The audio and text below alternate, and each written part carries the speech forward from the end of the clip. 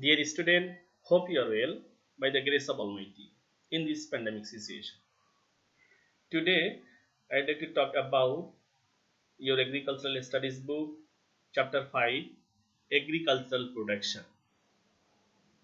Topics to be talked about: production technology of guava and papaya, characteristics of cultivable pond, rearing method of poultry, and rearing method of goat. So let's start. Firstly, I talk about cultivation process of guava. Everyone you have seen guava and you have eaten it. As guava is a popular fruit in Bangladesh, guava is a vital source of vitamin C. This fruit grows more or less almost everywhere in this country, but it is cultivated commercially in Borishal, Pirozpur, Jhalokati, Chittagong, Kumilla, etc. In Bangladesh, we get many types of guavas, among them Kanchannagar, Saurabkathi, Mukundapuri, Kazi Peara, BARI Peara 2, BARI Peara 3. These are important. Importance of guava. It is needed to say that this is the powerhouse of nutrients. This humble fruit is extraordinarily rich in vitamin C, lycopene, and antioxidants that are beneficial for skin. Guavas are also rich in manganese, which helps the body to absorb other key nutrients from the food that we eat. Guava, this is a tropical fruit with a wide range of health benefits. The fruit is replete with antioxidants and other nutrients like vitamin C and lycopene. It is a powerhouse of fiber. Guava may help manage diabetes, protects the heart, and boost digestive energy. For the cultivation of guava, what type of soil usually suitable? Guava is a drought-tolerant plant and it can grow in various types of soil. It can bear with slight salinity in the field. Fertile and deep loamy soil is good for commercial production. Pit making. Guava saplings are simply planted between June and September. For planting sapling or seedling, 60 multiply 60 multiply 60 cubic centimeter holes are to be dug and 4 multiply 4 square meter distance. Soil from the upper 30 centimeter part of the hole is kept on one side and the soil from the lower 30 centimeter part of the hole is kept on other side. Planting of sapling of guava plants. Seedlings are made from seeds and guti grafting. That means guava may propagate two way by using its seeds by guti grafting method. Sapling from seeds and guti grafting are planted in middle of the hole. The plant should be tied to a bamboo post to avoid tilting. To protect it from cattle, bamboo made cage or fence should be set around the plant. Application of fertilizer. If fertilizer is used in 3 equal installments in February, May and September, guava yields very well. It's not that fertilizer should be given just at the root of the plant. It will be harmful. Rather, it should be mixed properly with the soil and should be extended up to the area where the boards and with the soil and should be extended up to the area and branches spread. Irrigation is required after the use of fertilizer. Fruit collection. There are different breeds or varieties as earlier I mentioned. As for after proper nourishment, Kazi Peara and BARI Peara produce fruits twice a year. That means in a year, two times it will yield guava. When it's time for fruits to ripen, its color changes.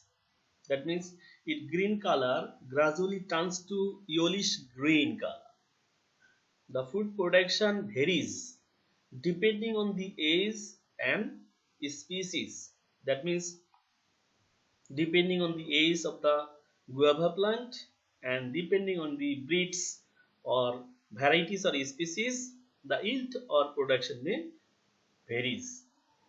Trees of 4 to 5 years old will produce or yields 15 to 20 kg of fruits. Let's go to the another crops. That means what type of fruit is it? Everyone you have seen and everyone you have eaten it. This is known as papaya. So this figure indicates that this is the ripened papaya. This is the ripened papaya, cutting part of papaya, and here given the plants of papaya. Let's go. What's the cultivation process of papaya? Seedling reproduction. Collecting seeds from a good and sweet papaya, white covering of them should be taken off and then should be sown fresh in the seedbed or in the soil in a polybag. One point is that papaya only cultivated by seeds. After sowing the seeds, necessary amount of irrigation must be given. Seedlings grow in 15 to 20 days. That means after sowing seeds on the soil, 15 to 20 days later, the seedlings of papaya will raise. Plantation process. Papaya can be cultivated throughout the year. You may say this is the Baromasi crops or year-round fruits. But for commercial cultivation, the months of Ashin and Kartik or Phalgun and Chaitra, this will be the suitable. 2 months before the selected time, seeds should be sown for plant development. Saplings of 1.5 to 2 months old should be planted. After making a pit, here given the pit size 60 centimeter, 60 centimeter, 60 centimeter. Make mada at 2-meter distance. Sapling should be planted in it. 15 days before plantation, fertilizers need to be mixed with the mada. Procedure of fertilizer use. That means after sowing seeds, when the seedlings will be raised, what amount of fertilizer to be applied on it?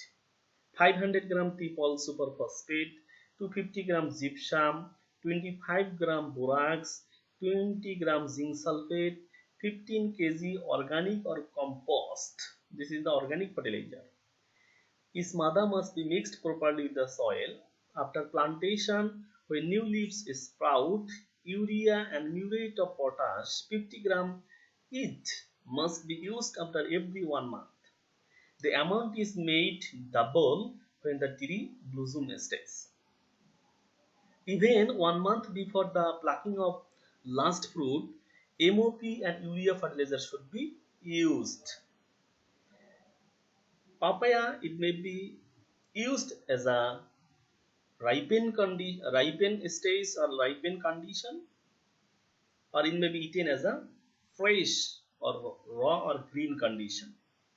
It may be used as a salad, it may be used as a curry, so different uses of it. Fruit collection. When the astringent juice of fruit gets the watery state, it can be collected as a vegetable. If the peel of the fruit takes light yellowish color, it can be collected as a ripe fruit. Production of fruit varies according to the varieties, but Shahi papaya grows 40 to 50 tons in a hectare. So depending on varieties, so its yield or production may varies. Now we'll go keeping methods of agricultural accounts. That means in agricultural production, if a farmer invests on the field as per materialistic ingredient cost or non-materialistic ingredient cost, so the expenses for seed, fertilizer, irrigation, etc. for crop production. This is known as materialistic ingredient cost. So materialistic ingredient cost can be calculated by using the formula. That means if a farmer invests in his or her lands, materialistic ingredient cost, non-materialistic ingredient cost, as per here given a theory, how you will calculate the total income from a farm. As per farmer invested as materialistic ingredient cost and materialistic ingredient cost, total uh, total uh, invest, that means if he or she will invest 4 lakh taka, out of this if he or she will get 5 lakhs taka, that is total income, that is total production cost. If he or she will invest 4 lakh taka and outcomes or total income he or she will receive 5 lakhs taka. So net income will be total income minus total production. As per total production cost was 4 lakhs and he achieved 5 lakhs. So here net income will get total income minus total production cost. As per 5 lakh minus 4 lakh, this is net income will be 1 lakh. So this is the agricultural accounts after investment by the farmers in the certain field or land area. In by using this theory, we may calculate easily net income in a certain farm. Now we'll go cultivation process of climbing fish. Probably you have seen it. Climbing fish, another name is koi fish. So everyone probably have seen that. So look at the figure. These are the climbing fish. Left hand side here given climbing fish. Right hand side, you looked very deeply here. Without soil, here arrow mark with red color, it indicates that without soil, such type of fish try to move. So it has a more sustainable capability to move from one place to another. This is known as koi. In Bengali, on Bengali grammar, there is a proverb, koi maser pran. That means it can't die very quickly. In Bengali, we can say the sahoje more. So this is the climbing fish. Importance of climbing fish. This fish is delicious and nutritious. There is a great need of climbing fish in the market, and the market price is also very high. It can be cultivated in less depth pond and very densely. That means with the shortest depth of pond water and very dense condition, this type of fish may be cultured easily. By cultivating this fish, it is possible to fulfill the needs of the animal protein in a family. That means as these fish provide the animal protein, so if we culture in our water reservoir, so it will provide the animal protein demand. Fish walking on the road. Look at the figure that the left hand side arrow mark, it indicates that this is the climbing fish. Its move, fish walking on the road, though it has no leg, but it moves without water and it may survive or sustain without water few hours. So this is the climbing fish. So right hand side there is a stone, there are the stones. On the stones this fish tries to move. That means its survival capability is so high. Characteristics of cultivable pond for climbing fish. The pond should be situated in an open area. It will be good if the pond is stilt. Pond soil will be silt loamy or clay loam soil. The pond should be with a strong and clean banks, and it should be a flat free area. The pond should have the water retention capacity for at least 5 to 6 months. Preparing pond for climbing fish culture. For fish cultivating climbing fish in the pond, following steps should be taken. Firstly, for climbing fish culture in the pond, the bank, that is the outer side of the pond, it should be repaired. Aquatic weed control. If any aquatic weed will be still on the pond water, so it will not get chance. Fish production will be less. So aquatic weed will also hamper the fish culture. removal of predatory or unwanted fishes. If any predatory or unwanted fishes will be seen on the pond water, it should be removed. Otherwise, this predatory or unwanted fishes will grasp or eat the climbing fish. Application of lime on pond water. Lime to be applied in order to purify the water, and also lime will kill the germs on the pond water. Application of fertilizer. Fertilizer, this is the food for fish also. So immediate after application of fingerlings, the fertilizer to be applied as per requirement. And different types of food to be applied on the pond water in order to rapidly grow profit. Control disease of the climbing fish. Steps to be prevent disease among the climbing fishes have been mentioned below. There should be net hauling at least once in a month. Fish feed enriched in nutrition should be supplied in accordance with the average weight of the fish. Water must be sensed. If the water gets deep green color or gets polluted, if a red layer is seen on pond water, bleaching powder at 50 gram per decimil should be used. In the pond of climbing fish, a lot of plankton. In the pond of climbing fish, if plankton will be created and it pollute the pond water, to control this plankton, 12 tilapia and 4 silver carp in every decimal area can be released. If there is any scarcity of oxygen in the pond water, steps should be taken for arrangement of bamboo beating and swimming. That means with the help of bamboo beating, it will create wave, or by swimming it also will create wave. By creating this wave, oxygen will be dissolved on this pond water.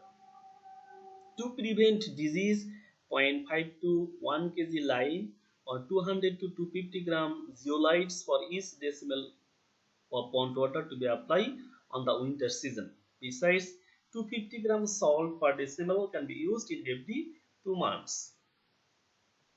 Now we'll go rearing process of poultry. Look at the figure. Everyone you have seen the poultry in our country. So let's go rearing process of poultry. There are three methods of poultry in our country. First one is that poultry rearing in an open or free process. This is known as open process. Poultry rearing in half confined process or semi open process, and poultry rearing in confined process or closed process. First one is that open process means that from at the beginning up to afternoon it moves here and there in order to search food and search itself. So this is known as open method. Half confined method, half time it to be kept on house and half time it to be kept out of house. This is half confined. And confined method, this is usually practiced in our country in the city area. Confined process means that within 24 hours it will be kept in a house and provide food artificially. Poultry feed and water management. Nutrients, carbohydrate, food ingredients, these are wheat, maize, rice grain, rice bran, wheat bran, etc. Protein types of nutrients will be dried fish powder, soybean meal, sesame oil cake, mustard oil cake, etc. Fat will be soybean oil, mustard oil, sesame oil, etc. Mineral items will be common salt, bone powder, oyster snail powder, vitamin mineral mix, etc. Vitamin will be vegetables, vitamin mixture, etc.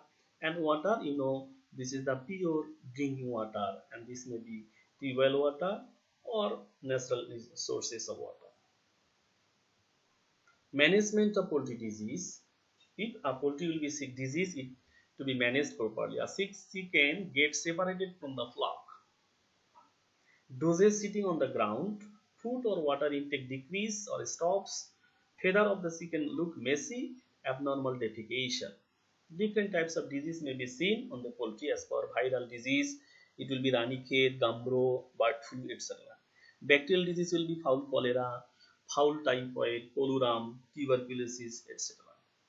Parasitic disease, there are two types of parasites seen on the poultry, inside and outside. Outside body parasite like louse, atali, might develop under the feathers. Chickens are mostly attacked inside the body by the parasite like roundworm, tapeworm, sometimes slipworm. They once take a share in the nutritious food of the secants. Many worms suck blood from body of the secant. Besides, secants suffer from blood dysentery quite often. So two types of parasite. One is endoparasite, another is exoparasites. So internal and external parasites usually seen on the secant. Management of poultry disease, pen and adjacent areas should be kept clean. Predatory birds or animals should be restricted from the entry to the farm. Vaccination should be given timely. Chicken should be provided with fresh food. Chicken should be supplied with pure water. Balanced food should be given to the chicken. Arrangement should be made to keep the poultry bed dry. Poultry excretion should be preserved at a distance from the dwelling plate. Now we'll go process of goat rearing. Probably everyone you have seen the goat. There are three processes of goat rearing usually practiced in our country. Number one, traditional method. Number two, confined process. And number three, half confined process. So let's go and observe the figure. First one, rearing in traditional method. Look at the figure. Goat rearing in a traditional method. At the beginning of the goats are allowed to go out in search of food. Again in the afternoon, come back to his owner's house. So this is open method. In open method, it moves here and there, and automatically or naturally or habitually again come back to his house owner. Number two method, goat rearing in confined process. You look here on the figure. There is a boundary. There will be no chance to go out from that area. So this is confined process. Through this process, there should be a big house. One side it to be created a grass keeping area with a water providing for others. So in such a way, goat rearing confined process. Half confined process. This is the half confined process. Half time of a day to be allowed outside and half time it to be kept in house. So look at the figure. This is the goat rearing in the half confined process. Management of goat feeding, prevention of goat disease. That means goat. How you will see that, or how you will understand that goat is sick or diseased. Symptom will be body temperature will be increased, breast will look straight, food intake and rumination cease, doses and recline on the floor, tear and saliva comes out from its mouth. Virus related disease may cause death of goats. Treatment of virus infected goats doesn't help. Goats infected by bacteria may also die. But in this matter, treatment can be cure goats in most cases. So the following steps to be taken to prevent the disease in a farmhouse for goats. Pen and adjacent areas should be kept clean. Vaccination and others vaccination should be provided timely. Goats should be provided with fresh food, with fresh, pure and drinking water, even with balanced food.